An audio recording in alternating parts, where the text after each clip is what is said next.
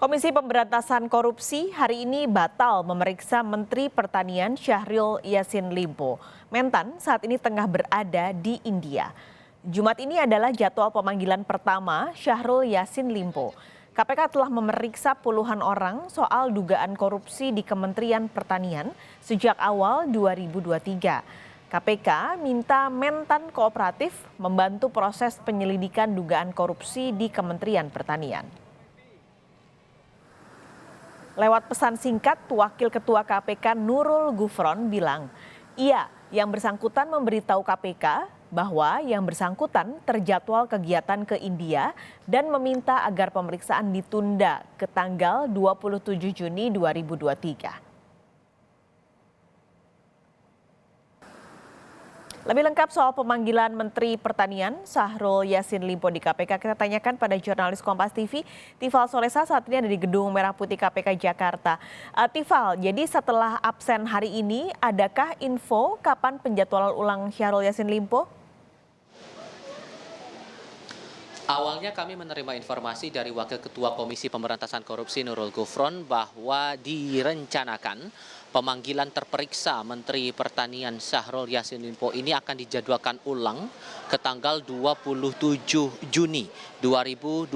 Alasannya Syahrul yang posisinya sebagai terperiksa dalam proses penyelidikan dugaan kasus korupsi di Kementerian Pertanian ini sedang menjalani kegiatan kenegaraan atau agenda kenegaraan di luar negeri, persisnya di India.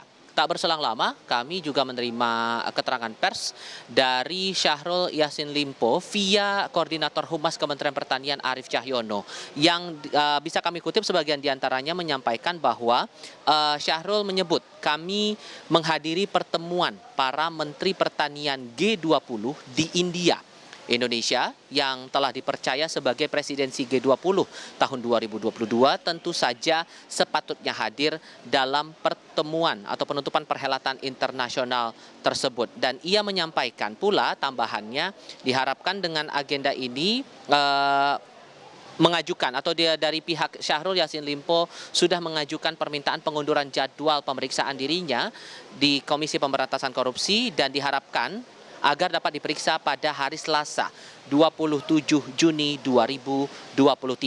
Ia juga menegaskan ada komitmen dari dirinya selaku terperiksa dalam proses penyelidikan kasus ini untuk memenuhi panggilan dari Komisi Pemberantasan Korupsi.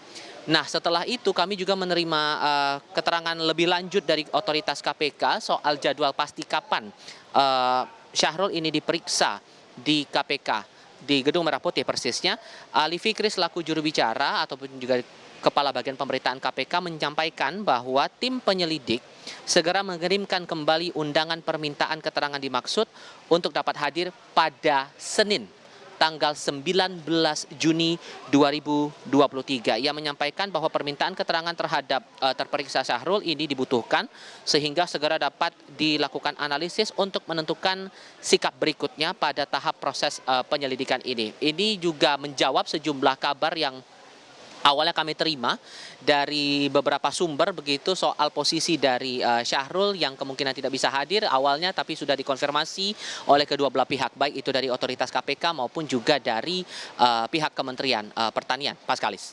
Ini sebenarnya untuk pemanggilan yang harusnya dilakukan pada hari ini lalu dijadwalkan ulang rencananya pada pekan depan hari Senin, apa sebenarnya yang mau digali KPK dari Menteri Pertanian?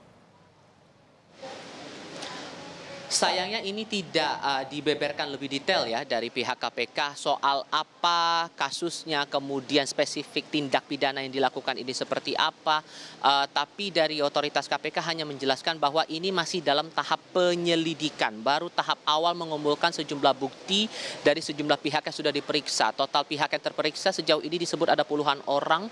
Ini dugaannya korupsi di Kementerian Pertanian. Tapi spesifik lebih detailnya lagi ini tidak dijabarkan lebih lanjut oleh KPK, baik itu dari Kepala Bagian Pemberitaan Ali Fikri maupun juga Ketua KPK Firly Bahuri. Tapi yang bisa dipastikan di sini bahwa ini pengusutannya masih tetap akan dilakukan dan pemeriksaan terhadap Syahrul Yassin Limpo ini sepenuhnya menjadi proses yang untuk mengumpulkan bukti-bukti awal apakah dinyatakan ini ada indikasi pidana yang cukup kuat sehingga layak untuk dinaikkan status hukumnya dari tahap penyelidikan menjadi penyidikan. Ini pun juga harus kami tunggu keterangan pasti dan sejauh mana proses yang dilakukan oleh KPK.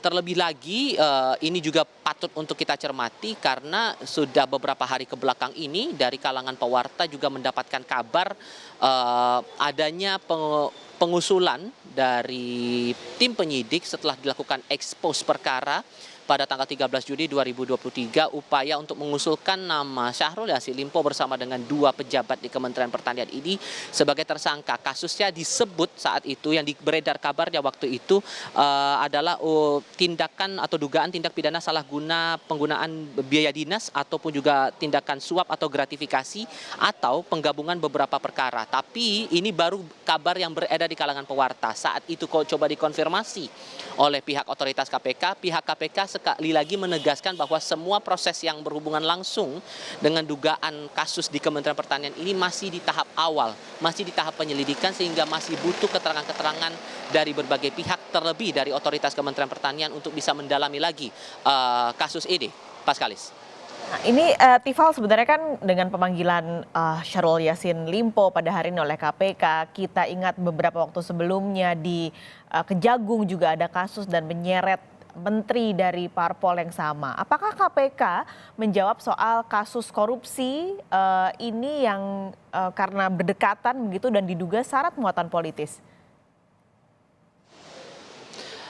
KPK kemarin dalam kesempatan terpisah menyampaikan atau menegaskan lagi posisi dari pengusutan atau penyelidikan kasus yang dialamatkan kepada terperiksa Menteri Pertanian Syahrul Yassin Limpo ini murni proses hukum, tidak ada muatan politis. Dari Ali Fikri sempat menyampaikan kala itu bahwa sampai dengan saat ini permintaan keterangan masih terus dilakukan oleh sejumlah pihak kepada sejumlah pihak begitu, dan dari bagian-bagian tindak lanjut ini adalah upaya untuk merespons laporan masyarakat yang disampaikan kepada KPK terkait dengan dugaan kasus yang dimaksud atau coba yang ditelusuri oleh otoritas KPK.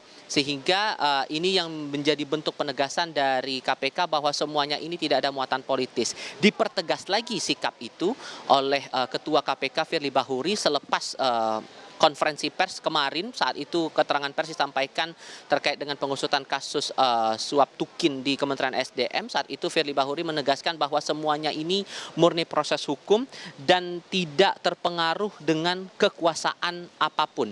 Itu yang ditegaskan betul oleh Firly Bahuri sehingga semua masih berjalan sesuai dengan aturan perundang-undangan yang berlaku terlebih dalam ketentuan dalam Kitab Undang-Undang Hukum Acara Pidana.